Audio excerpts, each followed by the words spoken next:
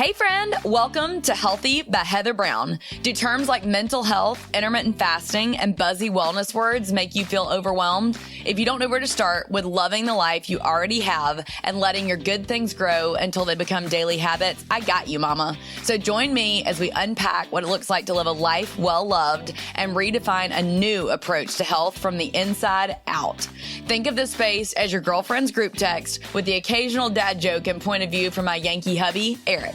We promise to give you key takeaways that you can implement right away to pursue health in your mind, body, and soul because God made us that way. Don't stress. Let's hop on this Hot Mess Express together.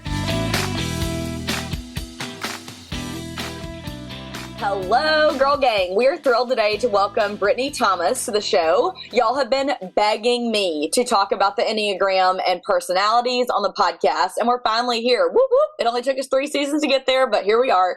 Brittany is a certified Enneagram coach and founder of Enneagram Explained, where she shares the information you need to better understand yourself and the growth work tips to help you be the best version of yourself that you can be. So, Brittany, our Enneagram expert, welcome to the show. Thanks for having me. Yeah, of course. Well, of course, everybody's going to want to know this before we even get started. What is your Enneagram number? Right, of course, the question everybody wants. Yes. I am a 1, or specifically a 1-winged 9.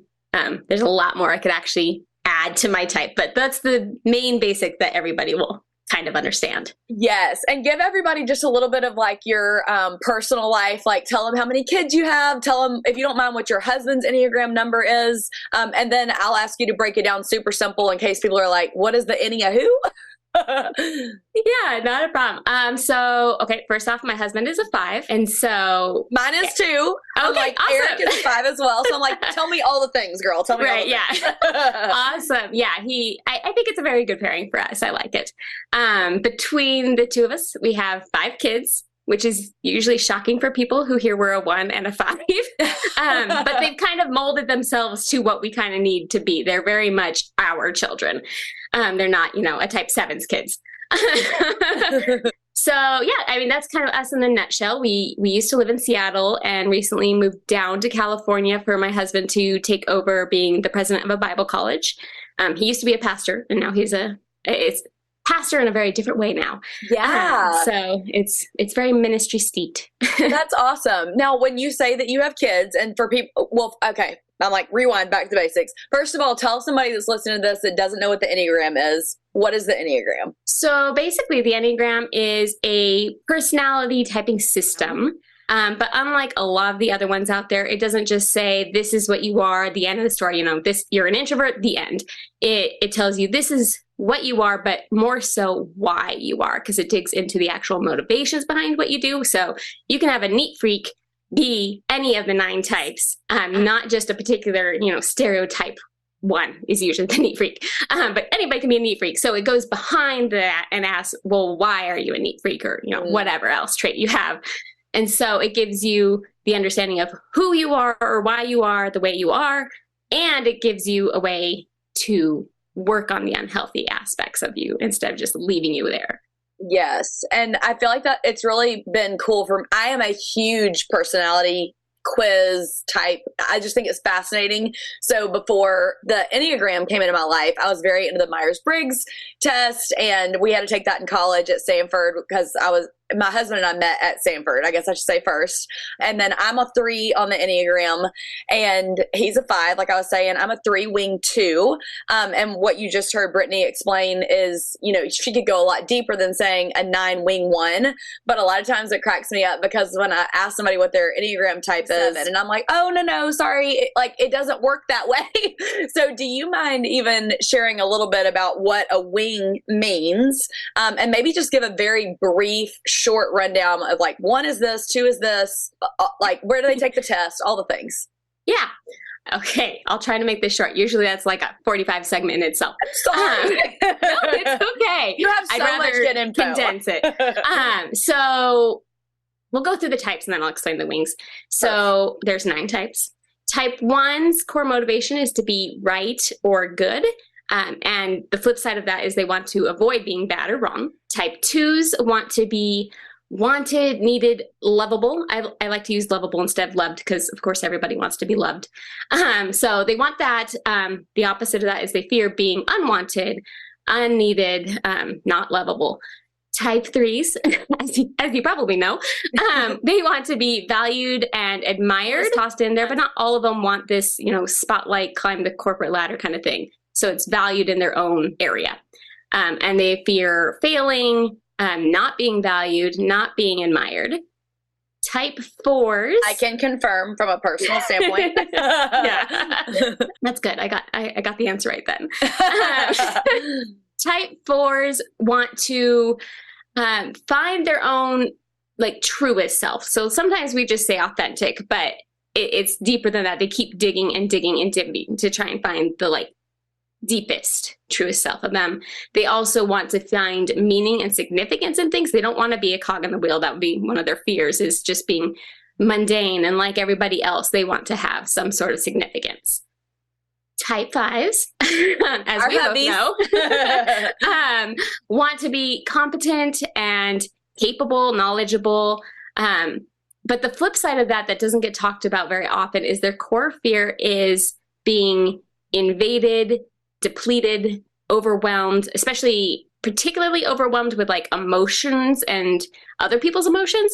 So they try to be capable to not have to have those problems. Exactly. We'll get into all that later. Don't worry. I know. Yeah, I'm sure it'll come up. Type 6s. Type 6s want to be secure or safety. Supported is usually secure and supported are the two that I really like, because some of them kind of throw safety to the wind sometimes. And they fear being, of course, not supported, not secure, not, they don't have their group committee guidance. They would hate that. Type 7s. 7s want to be satisfied or content. And the flip side of that is they fear being deprived or limited or trapped in particularly emotional pain. They don't want to have to feel like they're stuck in the negative emotions. And I also, it's funny because in the beginning, before I learned more about the Enneagram, I was really torn between whether I was a 3 or a 7. And so I would try to ask friends, family, people that work for me, all around me, what do you think that I am? And the people that were my friends would be like, oh, you're 100% a 7. You're the fun one in the group, blah, blah, blah. But the people that work with me or know me in the day-to-day stuff, they're like, oh, you're 100% a 3. You are so driven, this, that, and the other. So I think it's so interesting when you feel torn on what you are, but also, and you can say that this is completely wrong. I might be speaking out of turn, but what someone told me to do was to read and it's probably not called negatives. It's like when you're not in good health, I think is how it's phrased in the Enneagram. When you read when you're not in good health of a 3 or a 7 or whichever two you're torn between, the one that makes you cringe on the inside because you're like, oh, I can relate to that better. That was the 3 for me. It made me almost sick to my stomach because I was like, ew, I hate that I struggle with that sin or that sin pattern. And that was when I was like, okay, if I had to type myself, I am a 3. So go ahead. Sorry. Yeah. Looking at the negative list or the unhealthy list would be the nicer version. I know a lot of people get really triggered with negative. But yeah, the unhealthy traits, those will usually pinpoint things pretty quickly for you. Okay, so we did 7. 8. Type 8s want to be independent, autonomous. They also, I love throwing in, because we don't talk about it enough, is type 8s want to be protective of themselves and those closest to their people they want to be protected of. And so they fear being weak, controlled, because that can lead to them being manipulated, harmed, vulnerable. And so it's very much all about that independent, protect me and those I love. And then type 9s. Type 9s want to be at peace, harmonious, kind of a calm. Calm sounds about right. And so sometimes a lot of times it involves other people, right? They want peace within their whole group. For particular 9s, it's more focused on inner peace. And so they don't mind too much with the conflict of other people, but they do want their inner peace.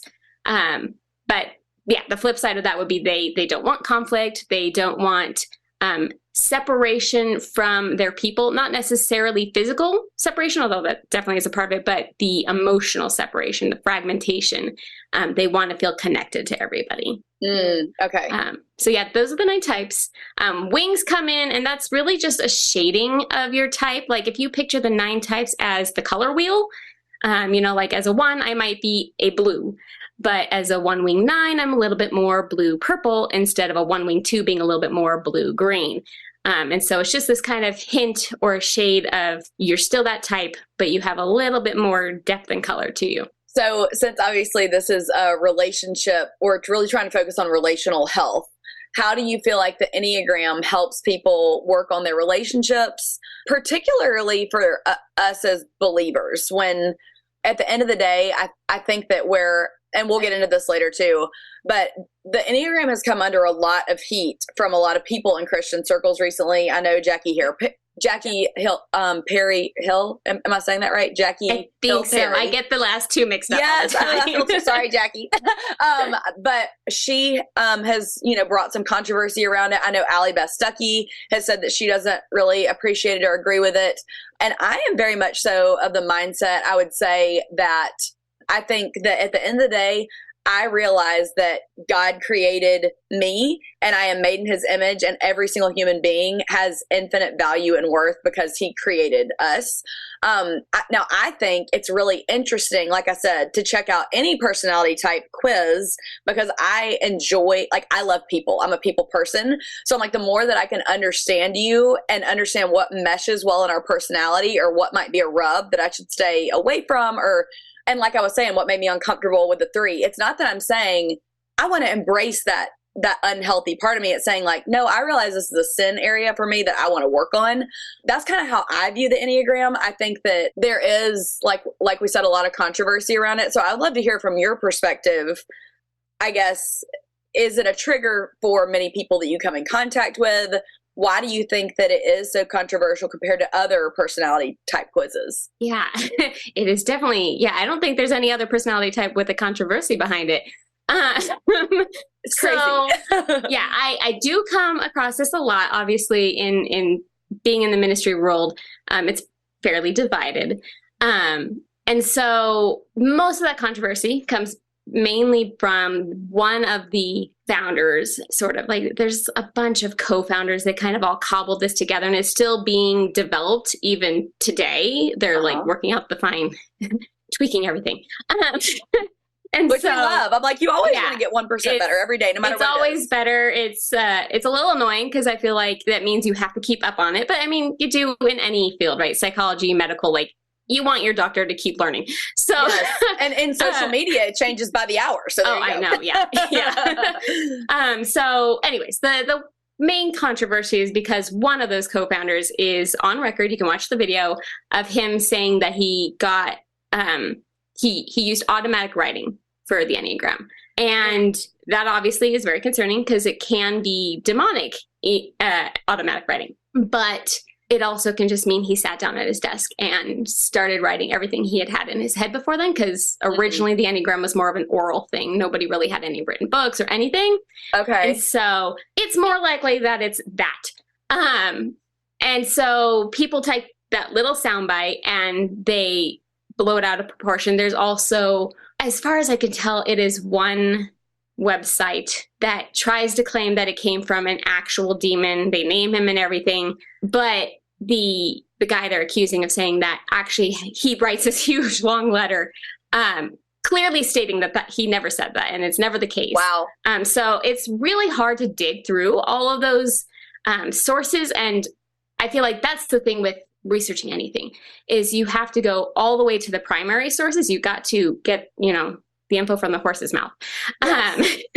And so it can get really hard when it's harder to find on the internet and you think you found the end, but it's not actually the end. And so sometimes you just have to do your due diligence, or at least find somebody who is linking all those original sources. And not many people are doing that, unfortunately. Brittany, do you have something that I could link to in the show notes that could take them to something that you trust as a valuable resource on that? Yeah. actually. Thank you. Yes. We're linking in the show notes, so y'all go read it from the horse's mouth. Yeah. So I'm pretty sure he has links by now, but Gospel for Enneagram, he has a bunch of YouTube videos, and I think he's got a free ebook. Lots. Even if you go on his Instagram, he's got little reels. He even did one after a few of the major hot topic controversies popped up. Sure. So he's got that. He also has this course called The Real History of the Enneagram. I don't know if he has that linked on his site, or if it's not on Gospel for Enneagram, it's on tylerzock.com, I think. Okay. Because that's his name. But it's this whole full module course that you can take. It's a class, and it's beyond deeper than anything I've ever seen. So he's the only one that I've seen that really goes into all the depths and all the primary sources. Sure. So I love him for that. And then of course, the other thing to realize with the controversy and stuff is the Enneagram is just a tool, just like psychology. It's not associated with any one religion.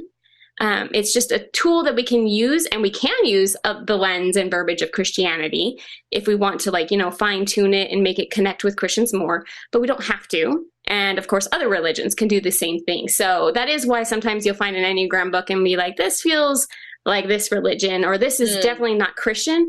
It's just because they've taken it and used their religion or their belief system with it.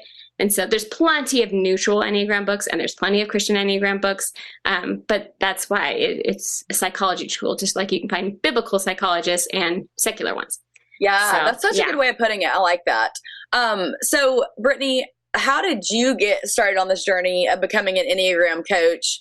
And because we were just talking about social media, how things change so fast. Do you feel like Instagram has become a large part of your business at all? Yes. Well, technically, yes. That was the start of my business. So awesome. My Enneagram started as just an Instagram account. So it is almost the whole business. Amazing. So initially, I actually dug my heels against the Enneagram, thinking it was either some silly fad or something. Which is weird because I, love personality tests. That's wild. Do every single thing that I can possibly find, even the silly ones of what color sweater are you? I'll take it. Sure. But for whatever reason, this one's no, this is just a silly thing. People are getting too into it. It's not going to be beneficial or whatever. Thankfully, something changed, and I got curious about the Enneagram. And I was going to say, Brittany, actually, I do think you bring up a good point, that I think that just like you can make an idol out of exercise or TV or your favorite celebrity or whatever, some people do take the Enneagram too far. I don't think that you or I are saying that's not the case. I think some people do, and it's they're more worried about, well, the Enneagram says my struggle is this, and then I should only be married to this type of person. And so that's almost my new Bible. Where no, ultimately at the end of the day, you have to hold that anything you learn about the Enneagram up to biblical truth, just like you do anything else in your life. Right. Yeah. It's just a tool. It's not the only tool either. It can help your life, but it's not going to save you. It's not going to perfect some other areas in your life. It can't touch mental illness. It might help with some of the symptoms, but it's not going to help, treat other areas of your life that it's just not designed to help you with. Right. But it is amazing for understanding yourself and understanding others. Yes. But yes, you don't want to make it the end all of everything. Something finally changed with me, got into it, borrowed all the Enneagram books from the library, started a few Enneagram book groups, and then eventually started my Instagram account, got certified as a coach, and then added on my website because it was just Instagram, and that blew up, of course, because I started pretty much right at the peak time when it was getting really, really popular for Enneagram. Yes. And so just kind of blew up. But I wanted somewhere that people could actually go and read longer format Enneagram info and have it savable and shareable and everything. And so the website was born after that. Now, do you mind me asking, do you have a team that helps you manage all of it at this point, or is it still just you? It is still just me. Wow, that's impressive. Yeah. I think I've always done things like that. And so I've run other blogs. I kind of still run a couple things. but Yeah. a lot of them are kind of like self-sufficient and back burner right now. But Sure. so I'm very used to, I think me being a type 1, like schedules and rhythms and finding the shortest way to do things has very much helped me. But that said, Yes. I'm like, eventually adding a team member will probably have to happen if it keeps going the way it's going, because I have so many spinning plates and eventually they will fall if I don't start delegating things. Yes. Well, Brittany, I actually have a whole course on starting your team to help you in social media and stuff. So if you ever need it, holler at me and I'll help you out. Okay. So you've mentioned on your Instagram that you really love helping people change and that you get excited about giving people the tools to become the best version of themselves. Can you elaborate on what you wish more people just understood about the Enneagram? What I really wish people understood about the Enneagram is that it's not just a silly personality test, but rather it's a self-development and relationship tool that can greatly enhance how we understand ourselves and those around us. It's particularly for me anyways, that relationship component is huge because I'm actually not a very intuitive person.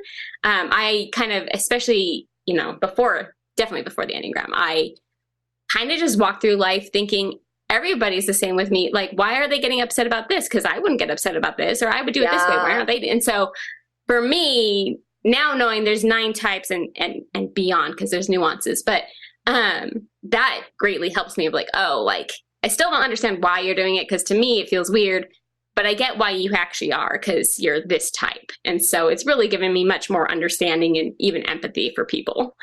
And I can't remember if it's Ian Morgan Cron, if I'm saying his name correctly, or who it was. I've read several Christian-based books on the Enneagram, but somebody mentioned that it's like there's 9 different types of glasses or lenses that you can view the world through, and how funny that we all just assume that everybody sees the world the same way that we do when everybody has different like life experiences. We like always try to dumb it down, when in reality it's like, no, our creator is so much cooler and does not put us in a box like that. There are so many different worldviews out there. It's pretty cool. Hey mama, do you feel like you are surviving on chicken nuggets and goldfish and haven't stepped in a gym since college? Or maybe, on the other hand, you feel like you're checking every health box and are still hitting a brick wall? Well, I'm here to help you redefine what it means to be healthy from the inside out. I'm a former fitness instructor and everyday mom who is passionate about helping you create a beautiful life you freaking love. So I'm opening the doors to the Healthy by Heather Brown membership to the public and can't wait to walk alongside you and be your cheerleader. When you join, you'll be added to my exclusive Facebook group. You'll receive my Sunday reset training that will help you create promising, sustainable, healthy choices from the inside out, which will in turn lead to a more joy-filled life for busy moms. Live coaching and workout classes with yours truly. You asked and I listened. We'll talk about how to balance your whole health when you have kids and life get busy with school and activities. It includes grocery haul ideas and accountability as we all reset together each Sunday. There will be so much offered that you won't find anywhere else on the internet. Are you ready to take one step out of stress, shame, unhealthy boundaries, and fatigue and add healthy rhythms to the Hot Mess Express? When you're ready, I'll see you on the other side of the link in the show notes. I'm excited and ready to hold your hand and meet face to face.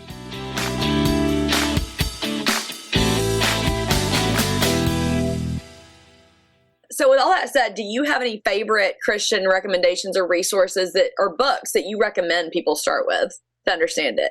Yeah. So you already mentioned Ian Cron, but The Road Back to You by Ian Cron and Suzanne Stabile is like the classic newbie Christian Enneagram book. It's great because it'll give you the basic foundations and help you kind of try and figure out who you are, which type you are. It's also amazing for book groups. They have a study guide that you can use with your book groups. So that's actually what I usually do for book groups. So that one's a great one. And then I am sure most of your listeners are married, or they many of them are. And mamas. Mamas. Yes.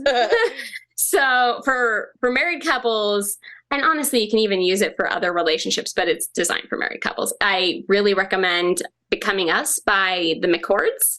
Oh, I haven't read that one. Yeah, it's great. And honestly, even just for understanding your type, it's amazing because of how they break down everything. Manual for your spouse. It's definitely not a perfectly complete user's manual, of course, but it's definitely a very beneficial tool nonetheless in your marriage. And so knowing your type and your spouse's type definitely can help you avoid triggering each other less and navigating conflict more easily. It's not going to get rid of conflict, I'm sorry, but it will help you deal with it more easily. Where is that silver bullet, by the way? Right? I know. It would solve all the problems. I'm like, oh, in heaven. Jesus is the answer. Okay, got it. One day. Yeah. Yes, someday. And so, like I've kind of talked about with those core motivations, the Enneagram can help us trigger our spouses less if we know their core motivation, because like I said, the core motivation is your deepest desire and basically your worst fear, and like not worst fear of spiders, but like your deep motivational worst fear, the thing you are trying to avoid at all possible costs. So tell us, if we don't know what our Enneagram type is, or our husband hadn't taken the test yet, where would you recommend they go to take the test? I'm going to add some disclosures first. No, that's fine. Yeah. Most people like to use the Enneagram test because that's what we do. We take the test and we get our answer. And that is fine if you realize that the test will give you a result, but it is not definitive. In fact, most Enneagram tests are at best 70% accurate. And that's whether they're paid or not. You know, if they're free, it doesn't really matter. They're at best 70%. Some are worse, but sure. You're not guaranteed a correct result. And unfortunately, it's just because they're based on traits. Like, it's, do you like hanging out with people? Do you like to have things organized? And it's okay, but your traits don't determine your type. And so they can really misconstrue things if you appear to be one type just based on your traits, but your core motivation is actually something else. So when people want to find their type, I do say you can take a test because I think it's helpful to whittle it down from 9 to, usually I try to say 3 or to 5. So take a test. My preferred one, since I assume most of your listeners are Christian, my preferred one is your Enneagram coach's test. Okay. And technically, it's not really Christian until you get to the results page, and then she kind of Christianizes a little bit. But okay, that's my favorite, mainly because she'll go through the main questions, and then there's this last final section where it's basically a death match between your 2 highest types, and she, tries to like narrow it down that way instead of just assuming, well, your highest score is this is what you are, and so it helps with the results a little bit. You'll get a little bit more accurate, not always, but it's probably your best chance. Awesome. Well, we'll link that in the show notes too. Yeah, for sure. Yeah, great. The test will give you your top result. It'll be like, she might even word it as you're most likely, but don't take that. Take your top 3 to 5 results. And they give you percentages so you can see you're, 90% 1, but you're 80% 3. And so they kind of look a little bit maybe. So take those top 3 to 5 and then go dig into their core motivations and see which core motivation resonates with you the strongest, which core desire you would pick above all the others, and which core fear would terrify you the most. And that's most likely your type.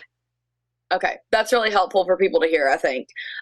So how can, you may be like, oh, we don't have enough time for that, because that could also be a whole podcast episode. But since we do talk about health here a lot from the inside out, how can different Enneagram types reset and recharge each week in a way that is best for their health? Can you, almost like how you did, like type 1 is this, right? And maybe you can't do it on all 9, but maybe you could pick like 3 to 4 and give it examples. I think that could be cool. Yeah. You're right. Like obviously the list could be extensive, right? Like I feel like the way you can recharge and self-care and stuff is exhaustive, and there are a lot of repeats. Like I think, walking and journaling is like the stereotype answer for every type. Sure. But yeah, I try to break it down a little bit. And so I'm actually going to break them down by a Enneagram grouping called stances, which is definitely a whole nother podcast. Okay. But they have similarities, so that's why they're getting paired together. So types 1, 2, and 6, a way to recharge and rest is probably going to mean that you need to stop doing, because you are always doing, and particularly you're always doing for other people or other rules, regulations, agendas. Yeah. And so you're going to need to sit and actually stop doing things and engage in a relaxing hobby. And I have to add relaxing because all of my hobbies are productive hobbies. They are creating graphics for my Instagram. It's kind of a hobby, but it's also work. So relaxing hobbies, watch TV, take a walk, things that are not going to be productive or even necessarily benefiting other people. Types 3, 7, 8.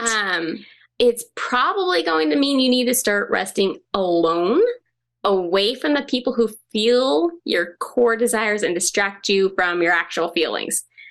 So staying home, or if you don't want to stay home, go to a coffee shop by yourself, go kayaking, have a spa day, something where it's going to be quiet enough and not distracting enough where you can actually reconnect with how you are actually feeling instead of how you've been performing and doing things around other people.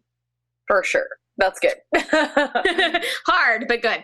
I force myself every Sunday to go take a bath because I'm like, I am forced to sit here and it just be me. And it's like, and it's really hard for me to do because being an extrovert too, I want to connect with people and that fills my cup. But the problem is when you don't even realize where you're depleted because like you're saying, you can't pull away and feel like, no, how does Heather inside actually feel and do? And anyway, it's all part of my Sunday reset. So I'll link to all those resources. That's great. Yeah, no, that I have a very similar story, I guess. So my in-laws have a hot tub and my husband can go out there, sit, just listen to music forever. And he's like, well, why don't you go rest in the hot tub just by yourself? I could not take it. Like I was just sitting there. I'm like, what do I do? Like I need to do something. I probably made it maybe 15 minutes max. And he's like, why are you out already? I'm like, I got like bored. Like I feel like I need to be doing something. I couldn't sit still that long. It probably would have been better if I had music or something. But like I was just going crazy. I'm like, it's probably restful and helpful for me, but like you have to get over that wall to actually, it's like a running wall. Like you actually have to get past it to actually properly relax. It's so true. Yeah. Okay. So 4, 5, 9, I didn't forget about you guys. You are probably going to need to use some method to connect you with how you are feeling. So a little bit like 3, 7, 9, but this is more connecting with how you're feeling or how you're feeling in your body. And so take a walk in nature, journal, listen to music. I'm going to add the caveat for 4s. Don't just listen to the music that you are currently feeling even. Don't listen to just sad music if you're sad. Try and listen to more than that because you probably have something else going on. Take a bath, get a massage, something that is going to allow you to, connect with how you're feeling because you might try and disconnect from that, particularly 5 and 9. But also connecting with your body because all 3 of those types tend to not really focus very much on what's going on in their actual body. So exercise is usually a good thing. And I know not all of them want to do high intensity cardio, but walking or yoga or something just to kind of reconnect them with it. Well, we always talk about that here on the Healthy with Heather Brown podcast because it is just so much more about just your body or just your mind or just your spirit. And all of us are made uniquely, like we talked about, by our creator. And so I think it's really cool that this tool allows you to almost see where your weaknesses are and what, like you're saying for the 5s, like sometimes they struggle to connect with their physical body. I am like all day long, like I want to feel my physical body working, moving, going, doing. I struggle to sit still. Final question.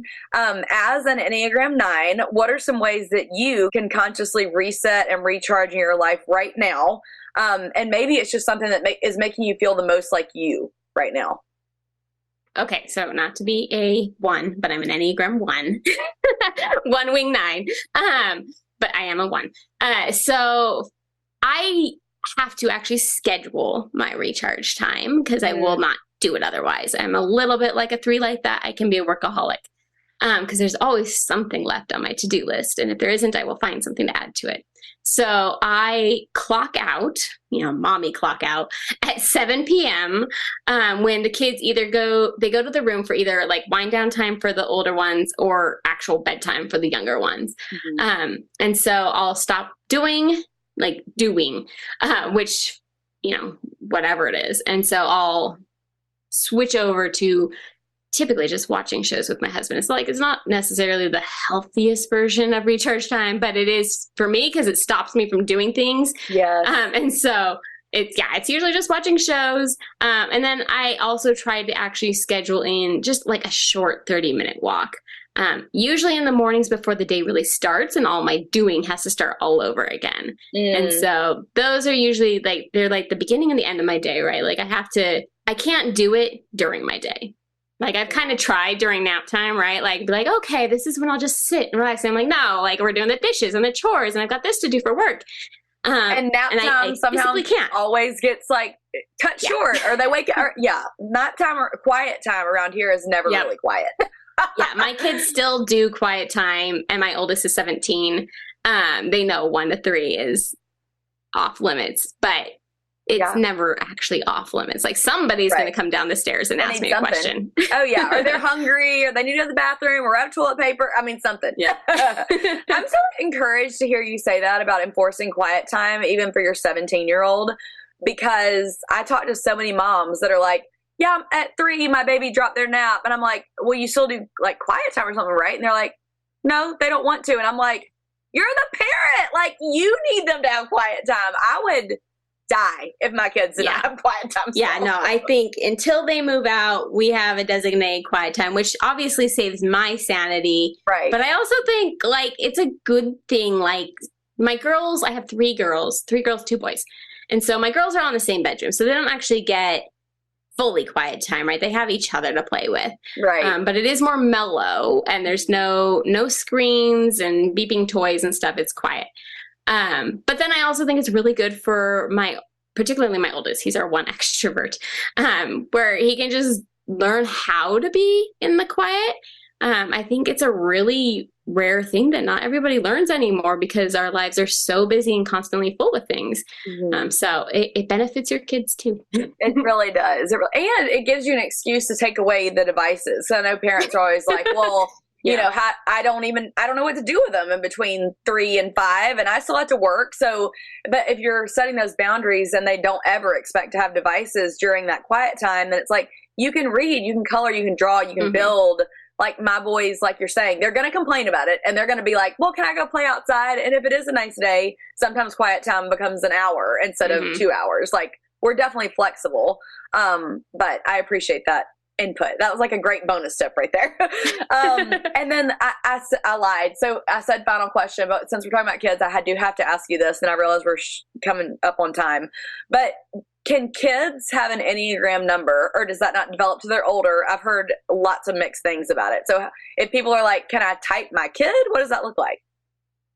Yeah, great question. And definitely like one I get all the time. And as a parent, I totally understand. So our type is set really, really young. So usually like by the time you're 3. So technically, yes, your kids already have their type. And it doesn't change. So once you have it, you're set with it for life. But kids are very flexible, moldable. They have a very elastic type of brain.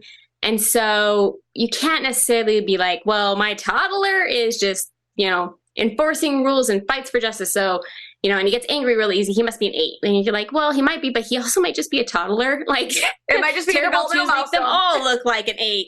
Right.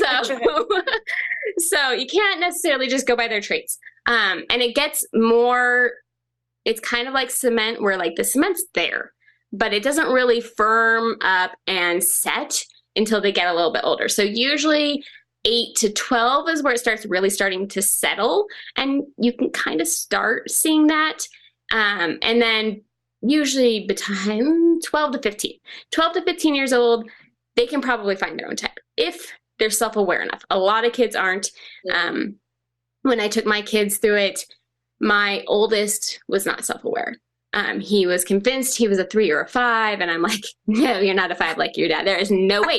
1, you're an extrovert. Not that you can't be an extroverted 5, by the way, but like everything about him is not that. You're not your dad. And so it took a long time to finally like help him figure out his core motivations. Okay, cool. He's actually an 8. So technically, we can't type our kids and we can't type other people because all we can see is the surface stuff. We can't actually see their core motivation. And so the standard advice is you can't type your kids. That said, We all do. So, like, it's not going to stop you. I know you're not going to, because I didn't, and I typed all my kids.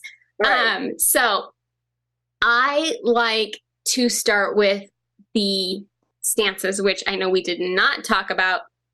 We kind of did when I talked about how to recharge and relax. Those are the groupings. But we did not. You'll have to have me come back and do stances. That's right. True. But it's a little bit easier to pin down your kids based on those. And so you have one group that looks towards authority figures and what's needed and other people. And they base all of what they do and how they react based on what is needed, what other people might want, or what the rule is. Okay. So it's easy to see those kind of kids, even if you don't have their exact type down. You can see that they might be in that group. Then you have the assertive types who are just going to kind of make their way and get what they want. Not that they're going to constantly be like, oh, undermining your authority as a parent, but they're going to be pushing for it, right? They're not going to have a problem arguing back with you and, you know, trying to push the envelope. And then we have the withdrawn group.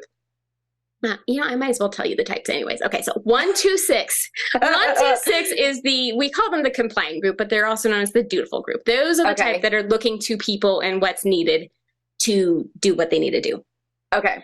And then 3, 7, 8s are all the assertive types. Those are the ones that are just going to push the limits and try and debate and maybe win their case. That may be true. Maybe true. Right, yeah. I've got one of those kids. And then 4, 5, 7 are the withdrawn types, where they will withdraw to get what they need. And not necessarily like they're going to hide in the corner until you give them their cookie, but they're going to withdraw to either get some sort of security or avoid conflict or figure out who they really are in this place, in this world and stuff. And so that's a lot easier to figure out because it's a bigger group and you don't have to pin it down to the exact type. So usually you can kind of figure out what your kids are there. Yeah. And so like 8 and 11, you can kind of maybe hold a type loosely. Like right now, my oldest 3 are probably 100% typed. I've got an 8, a 9, and a 4 for my oldest 3. And we're pretty confident. My second born is a 9. We thought he was a 2, and then we worked through the core motivations and thought, oh, you actually help because the 9's core motivations. That's why you're helpful. But he's actually still unsure. He's like, well, I don't know if I'm a 9. I'm like, oh, okay, 9 or 2, maybe. Well, who knows? Time will tell. Yeah, exactly. And I'm like, he's still relatively young. He's almost 16. But my youngest 2 are only 10 and 8. Mm-hmm. And they're right in that pocket where their cement is still firming up. And so technically my youngest is a carbon copy of me. So I'm pretty sure she's a 1. Like she was 5 and she's like, rules are rules. And you know, she was totally upset, crying, and she like looks over in the corner. She's like, just so you know, brother, your picture's crooked. And like, like, oh, like, okay. Like if you're not a 1, I don't know how you couldn't be.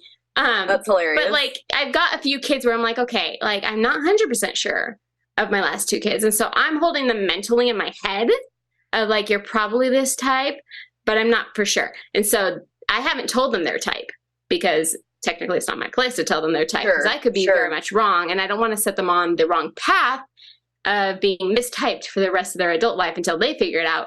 I'd rather them figure it out themselves so that hopefully, 1, they learn about the Enneagram much better and holistically that way.